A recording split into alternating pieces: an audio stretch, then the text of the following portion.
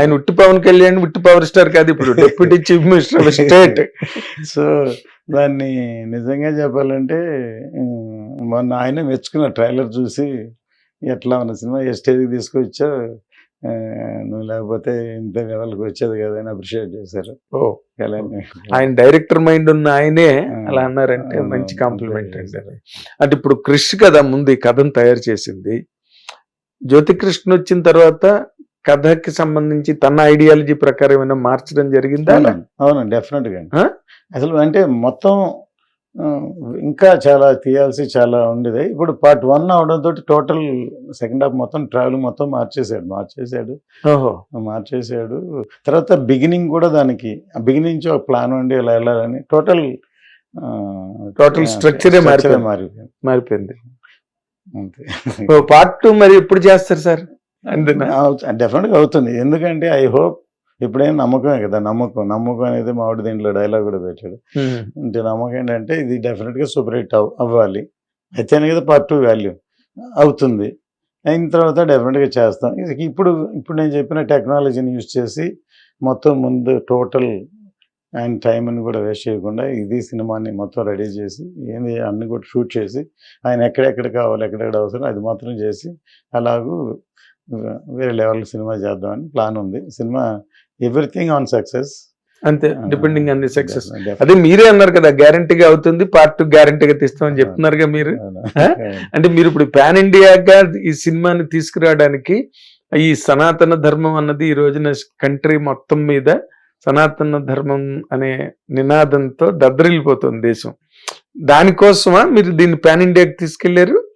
అప్పుడు సనాతన ధర్మం అనే థాట్తో చేయలేదు. అప్పుడు ఏంటంటే ఈ సబ్జెక్టు నా సౌత్ కంటే నార్త్కి ఎక్కువ కనెక్ట్ అవుతుంది. ఇది 17th century పీరియడ్ ఫిల్మ్ కదా, దాంట్లో క్యారెక్టర్ ఔరంగజేబు ఉన్నాడు కదా. సో అందువల్ల ఇది మామూలు సినిమా మార్కెట్, పెద్ద సినిమాలు కమర్షియల్ సినిమాలు డబ్ చేస్తే ఇంకో హిందీలో బాగా బిజినెస్ అవుతాయని చేయలేదు ఈ సినిమాని. ఈ సబ్జెక్ట్కి నార్త్ ఇండియాకి మోర్ కనెక్ట్ అవుతుందని యూనివర్సల్ సబ్జెక్ట్ అని మేము పాన్ ఇండియా ఫిల్మ్ అనౌన్స్ చేసాం. సో ఈ సబ్జెక్ట్లో మన ధర్మాన్ని, సనాతన ధర్మాన్ని ఎలా చెప్పాలి అనేది నా సినిమాల్లోనే మామూలుగా రెగ్యులర్గా ఉంటుంది. ఆ థాట్ ఒకటి ఉంది.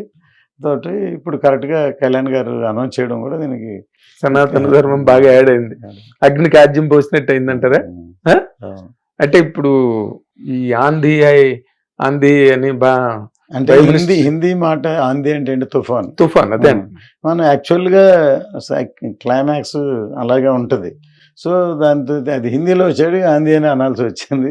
అది కరెక్ట్గా సింక్ అయింది, పర్ఫెక్ట్ గా సింక్ అయింది. మీ డైలాగ్ కూడా ఉంది కదా, ఆ డైలాగే ఆయన బేసిక్లీ ఔరంగజేబు కదా, ఆయన తెలుగు చెప్పడు కదా. అవును, ఆంధీ అర్థమయ్యేటట్టుగా ఆంధీ వచ్చేసింది అని వచ్చేసింది తెలుగున్న, ఆంధీ అనేది హిందీ మాట. హిందీలో చెప్తే ఆంధీ అక్కడ బాగా కనెక్ట్ అవుతుంది. అంటే నరేంద్ర మోడీ గారు అన్న తర్వాత మీరు కనెక్ట్ చేశారండి ఆంధీ అని? అదే చెప్తుంది, మన తుఫాన్ అనేది ఉంది, బట్ తుఫాన్ హిందీలో ఆంధీ కదా అంటాం.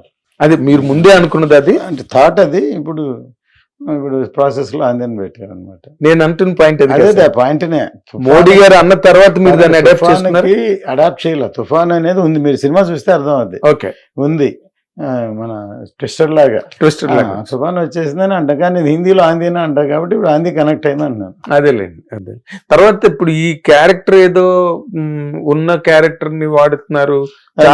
తెలియకండి ఏమైందంటే హరిహర వీరమల్లు అని పేరు పెట్టగానే అప్పట్లో ఎవరు ఆలే ఎవరో రాశారని, హరిహర రాయలు బుక్కరాయలు, అది విజయనగర సామ్రాజ్యం, అదేదో తీస్తున్నారు. అప్పుడు సానా అదెవరో ఆయన ఏదో పేరు రాశారు, యోధుడిది వక్రించి చేస్తున్నాను. వాళ్ళు అదే కథ తెలియక అలాగ అనుకున్నా. అసలు దీంట్లో ఏమీ లేదు.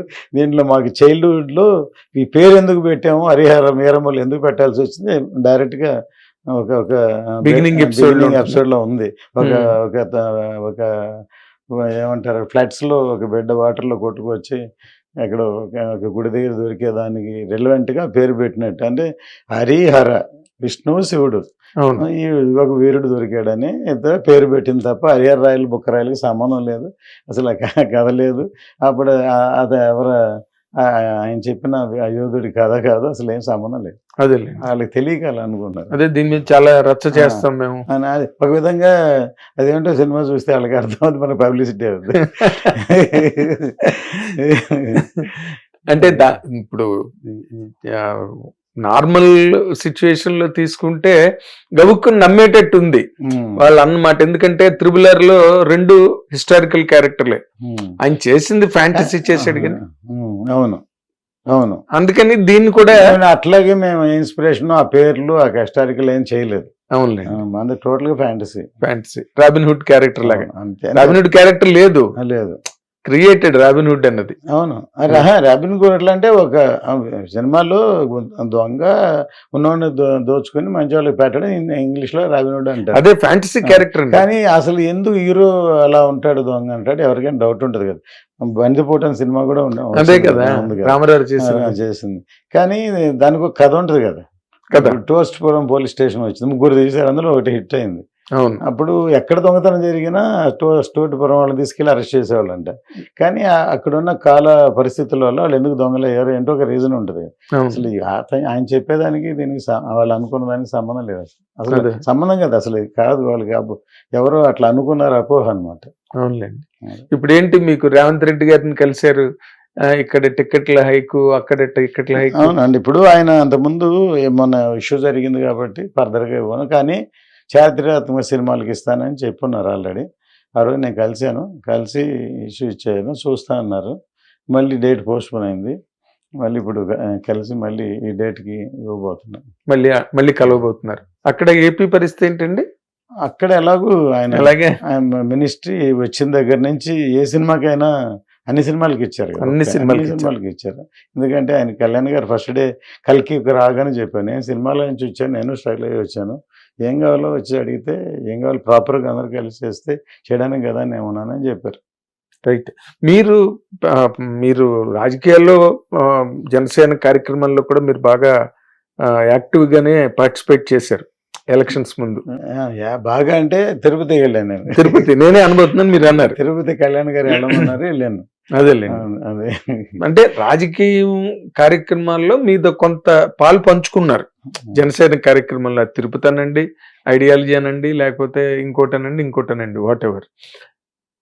ఆయన ఒక స్వీపింగ్ స్టేట్మెంట్ ఇచ్చారు పవన్ కళ్యాణ్ గారు, మీరు చంద్రబాబు నాయుడు గారిని కలవండి, ఇండస్ట్రీ వెళ్ళి కలవండి అని చెప్పారు.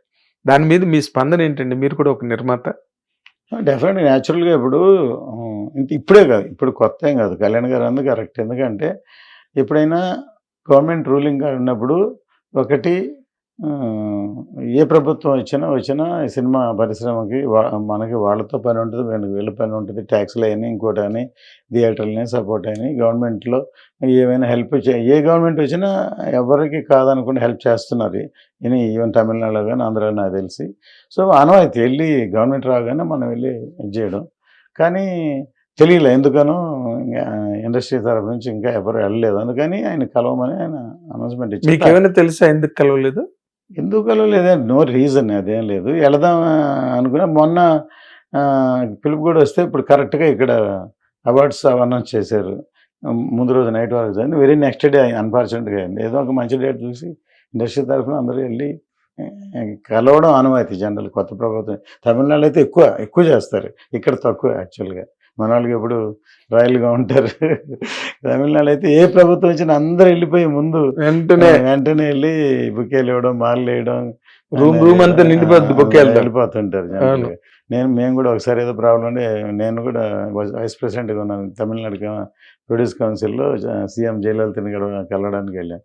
అప్పుడు ఫిల్మ్ సిటీ ఉంది మెడ్రాస్లో, దాన్ని బాగా చేయలేదు చాలా ఇదంటే ఆవిడ అన్నారు, కావాలంటే నేను సైట్ ఇస్తాను, మీరు మీరు డెవలప్ చేసుకోండి ఫిల్మ్ సిటీని కావాలంటే అన్నారు ఆవిడ.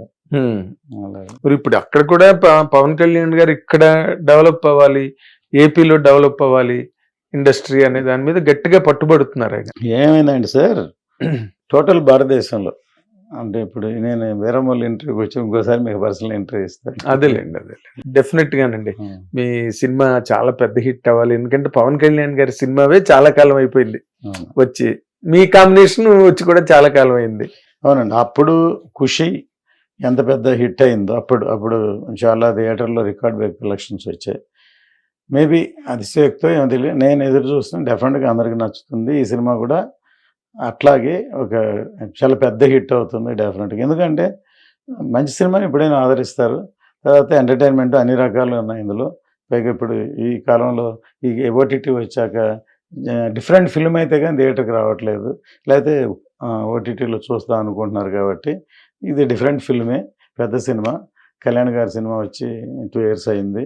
ఖచ్చితంగా ఈ సినిమా పెద్ద హిట్ అవుతుందని ఎదురు చూస్తున్నాం.